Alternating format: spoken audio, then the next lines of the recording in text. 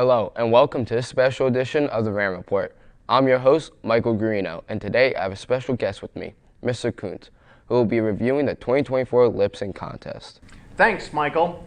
And before I begin, let me just make it clear that the opinions and harsh burns expressed by me are mine and mine alone, and do not represent the views of the RAM Report specifically or the East Windsor Regional School District in general. Well, last year, the big question was whether the class of 2024 could notch back-to-back wins, something that had not happened at an HHS lip sync since the fabled class of 2019, who had won as sophomores, juniors, and seniors, a three-peat unmatched in HHS history. This year, the class of 2025 was desperate to avoid a far different kind of three-peat, that is, coming in dead last every time they fielded a team. And up until just a few weeks ago, things weren't looking so hot for them. The favorites to win were, surprisingly, the sophomores, whose freshman show last year came in a strong second to the outstanding senior performance.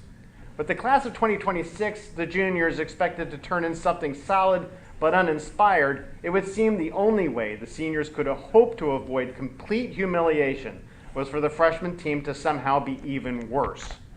But then we started hearing reports of a kind of senior revival, that students in substantial numbers were actually signing up for the lip sync, and that the team was even rehearsing a little. Hard to believe, but could it be that the class of 2025 was finally locking in? Stranger things have happened, Mr. Koontz. But before we turn to the senior performance, let's take a look at the team in gray, the freshmen. Now, as first-time participants in the lip sync, freshmen are not usually expected to do well. But for the last 2 years, we've seen strong performances from the freshman teams. With the class of 2028 once again defy expectations, let's go to the videotape. Well, in the hours leading up to the lip sync, it was reported that the freshmen wouldn't even show up. But in the end, these 6 guys bravely took the field. Now, I'm trying to be kind here, but I am a bit baffled. Are they playing air piano? Are they waiting for a bus? I'm not really sure what they're doing, but for what it's worth, they seem unsure themselves. What they did do was preserve some points for the freshmen in the Class Cup competition, which is better than 0 points for a disqualification. Michael, one thing I've been hearing, and those guys have been taking some heat on social media for that performance. Not cool. As I've said many times, when a lip sync disaster occurs, it's the students who don't take the field who are responsible. So if you freshmen who are standing behind the rope line are looking for someone to blame for this disaster, you don't have to look any further than a mirror. Well, as a member of a class that's had its share of lip sync disasters, I've got nothing. Props to those 6 guys, though. But I will say that there was one class that was ecstatic with the freshman show, the seniors. Absolutely, Mike. If the seniors' goal was simply not to lose, the freshmen helped out by setting the bar very low indeed. So with the freshmen a lock for last place, it was time to turn to the teams with a chance to win. First up were the sophomores. The sophomores were coming off the best performance by a freshman team that I've ever seen. This year's effort was fine, but it was, at best, equal to last year's show, and in some ways it was below the standard set in 2023. For one thing, this was an all-female showing, unless you count the 2 guys running around with banners at the end, and I don't. Their theme, apparently, was the 1978 film Grease, but you couldn't tell from their costuming or choreography. Instead, what we got was a lot of standard lip sync moves as the sophomores ran through hits like Grease Lightning and You're the One That I Want. With this hand jive bit pretty much the highlight of the show, it was clear when the sophomores wrapped up that they had left a lot of room for the juniors and seniors to top their effort.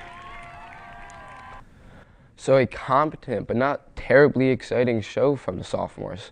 Maybe they were playing it too safe? I think so, Michael. This was a performance that checked off all the required elements, but lacked something, some creativity, some risk-taking to take it to the next level. Well, now it was the juniors' turn. Would they find a way to edge out the sophomores? The juniors fielded a large team that included a fair number of boys, some even in lead performing roles, although many spent much of their time hanging around the back, not really doing much. This class's theme was Mean Girls, and the juniors made a solid effort to pay tribute to the 2004 cult classic, with fun pantomimes of scenes from the film and dance numbers set to the movie's soundtrack.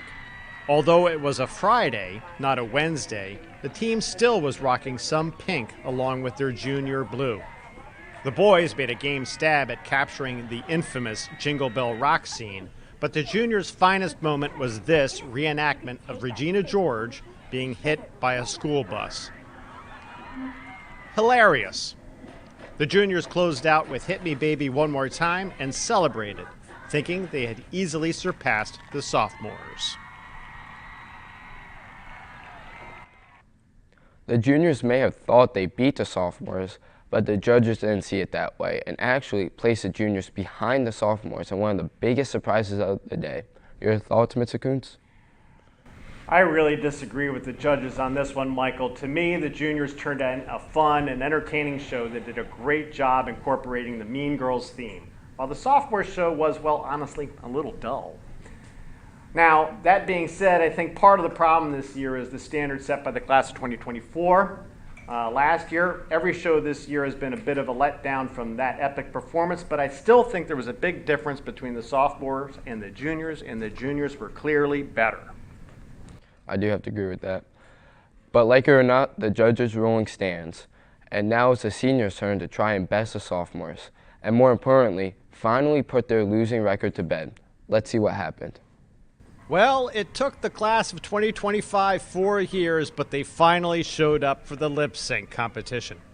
The grade that no-showed their freshman year and only put a measly 11 students on the field last year turned out in force, with the largest team of the day. Their theme was supposedly the popular film and television franchise High School Musical, but they kicked things off with a cut from Grease and later staged a boxing match complete with a referee to the theme from Rocky. What this all had to do with High School Musical? You got me. Anyway, they shook pom-poms, they held up signs, they showered some money, and Andrew Roberts ran around with a banner. The overall impression I had was that the senior class, as essentially first-time lip-sync competitors, was just throwing everything they could think of at the wall with the hope that something would stick. This was nowhere near the thematic discipline displayed by the juniors, but something in the crazy energy of the show must have impressed the judges because the seniors were awarded first place. So the seniors finally ended a 3-year lip-sync drought and brought home first place. The controversial runner-up were the sophomores, third place going to the juniors, and last place, obviously, the freshmen. With that, any closing thoughts, Mr. Koontz? Yes, Michael. You know, I said earlier that I was baffled by the freshman performance, but what really has me baffled this year is this new aspect of the lip sync, the theme. Great idea, but is it supposed to count for something? Because if we look at the performances, the juniors, who stuck to their theme like glue, came up just ahead of a class who barely fielded a team. The seniors, who basically treated their theme as a nice idea that they were free to ignore whenever it suited them, won. I think if we want the theme concept to work, and I think it can, then we should make it count for more. I do agree with that. Mr. Koontz, thank you for joining us. Hey, thank you for having me. And that's all we have for this special edition of the Ram Report. Have a Ramtastic day.